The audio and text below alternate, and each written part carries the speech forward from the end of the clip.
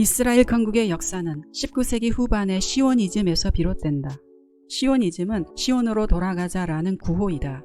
1897년 8월 29일 스위스 바젤에서 오스트리아의 언론인이자 유대인인 테오도르 헤르츠리 첫 시오니즘 대회를 주도한다. 이 대회에서 1948년 이스라엘 건국의 출발점이 된 시온주의는 팔레스타인의 국제법으로 보장받는 유대인의 조국을 건설한다는 역사적인 결의문이 채택되었다.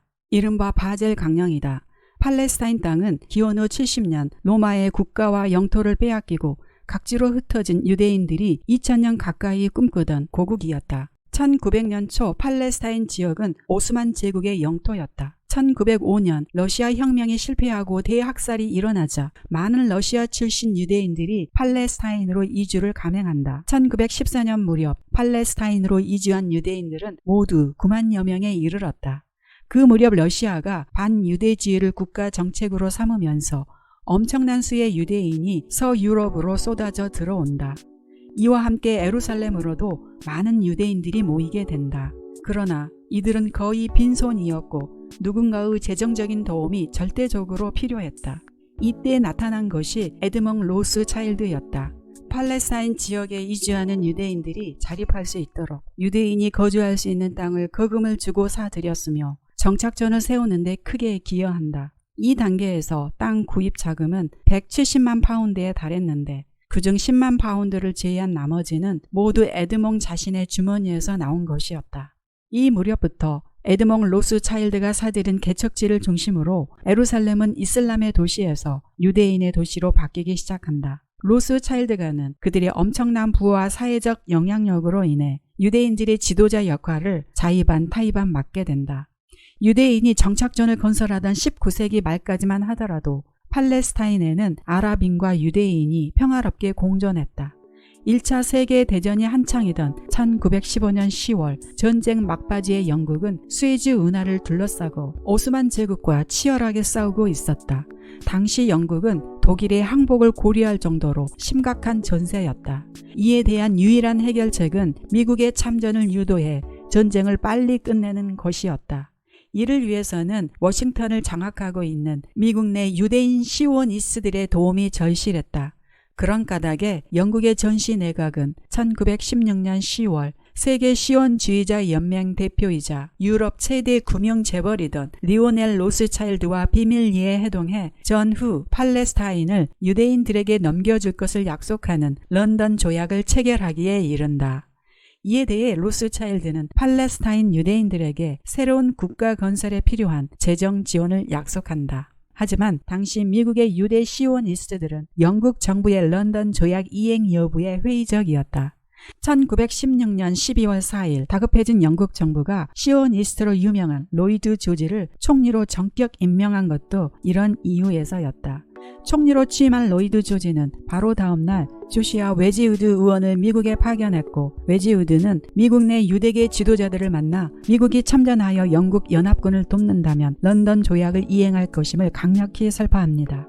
그때까지 친동 노선을 지향하던 미국의 시오니스트들이 친영 노선으로 입장을 정리한 것은 바로 이 무렵이다.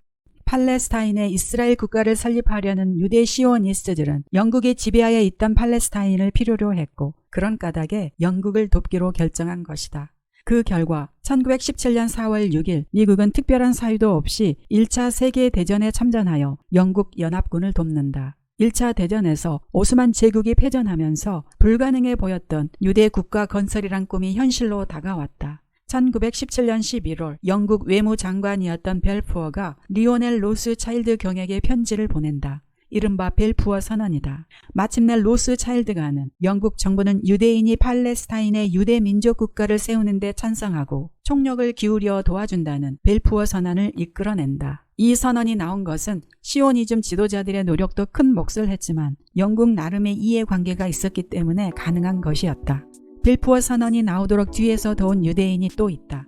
바로 하임 바이츠만이다. 1차 대전 당시 영국은 폭약의 제조 원료인 무연화약이 부족했다. 그런데 러시아에서 영국으로 건너와 맨체스터 대학 화학 교수로 지내던 바이츠만이 폭탄 제조에 들어가는 아세톤을 옥수수를 이용해 대량 생산해 내므로써 이 문제를 해결한다. 그 결과 영국은 성능이 좋은 대량의 폭탄을 보유하게 되었고 1차 세계대전을 승리로 이끌게 된다. 영국에서 영웅 대접을 받게 된 바이츠만은 영국 고위 정책 당국자들에게 기회가 있을 때마다 팔레스타인의 유대인 국가를 만드는 것이 영국 국익에 도움이 된다고 설득하고 다녔다. 이런 유대인들의 노력과 유대의 거대 자본, 인맥, 강대국의 이권이 맞물려 1917년에 나온 것이 벨푸어 선언인 것이다. 하임 바이츠만은 훗날 신생 이스라엘의 초대 대통령이 된다. 1차 세계대전에서 독일 동맹국이 패하고 독일 동맹국이었던 거대 오스만 제국은 해체된다. 국제연맹 즉 EU에는 그 오스만 제국 영토를 터키 지역을 제외하고 영국과 프랑스가 한시적 식민지로 위임 통치하는 것을 인정하게 된다. 또한 영국과 프랑스는 오스만 제국의 지배를 받던 아랍 지역을 이라크, 시리아, 레바논, 남시리아 4개 지역으로 분할한다. 남시리아 지역은 영국이 팔레스타인이라고 부르는 지역이었고 윈스턴 처칠은 이 지역을 요르단 강을 경계로 동서 2 지역으로 다시 분할한다. 이리하여 요르단 강 동쪽은 요르단 왕국이 되고 서쪽은 팔레스타인이라는 이름으로 남게 된다. 1차 세계대전이 끝나자 이집트에 있던 유대 난민이 팔레스타인으로 돌아왔다.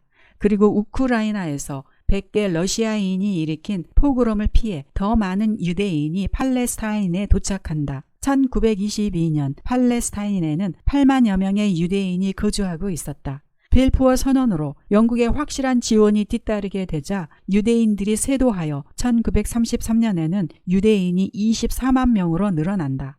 상황이 이렇게 되자 팔레스타인 지방에 살던 아랍인들은 유대인들의 물결에 두려움을 느끼기 시작했으며 이곳에서 유대인과 아랍인 간의 긴장은 점점 높아간다. 1937년 2차 세계대전 발발과 함께 독일의 히틀러가 유럽 유대인 3분의 2에 해당하는 600만 명의 유대인을 학살하자 위기를 느낀 유대인들은 나라의 필요성을 더욱 느끼게 되고 팔레스타인 이주를 재촉하게 되었다.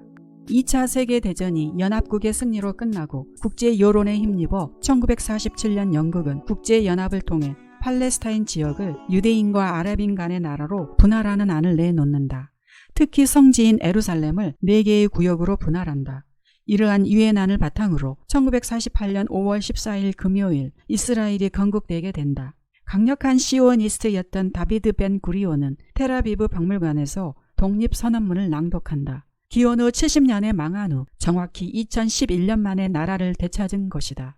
지도에서 보는 바와 같이 1945년 이스라엘의 영토는 극히 작았으나 4차례의 중동 전쟁에서 모두 승리한 이스라엘은 구약시대 옛 영토 크기와 점점 더 가까워지는 모습입니다. 앞서 내용을 다시 정리하자면 19세기 말 로스차일드 가문의 유럽 금융 재패와 때를 같이하여 시오니즘이 출현하고 세계 1, 2차 대전을 지나면서 강대국의 이권과 맞물려 2000년 동안 나라 없이 흩어져 살았던 유대인들이 팔레스타인에 이스라엘을 건설하게 된 것입니다. 지금까지 저자 홍익희, 출판 행성비 입세, 유대인 이야기를 참고하여 이스라엘의 재건 과정에 대해 알아보았습니다.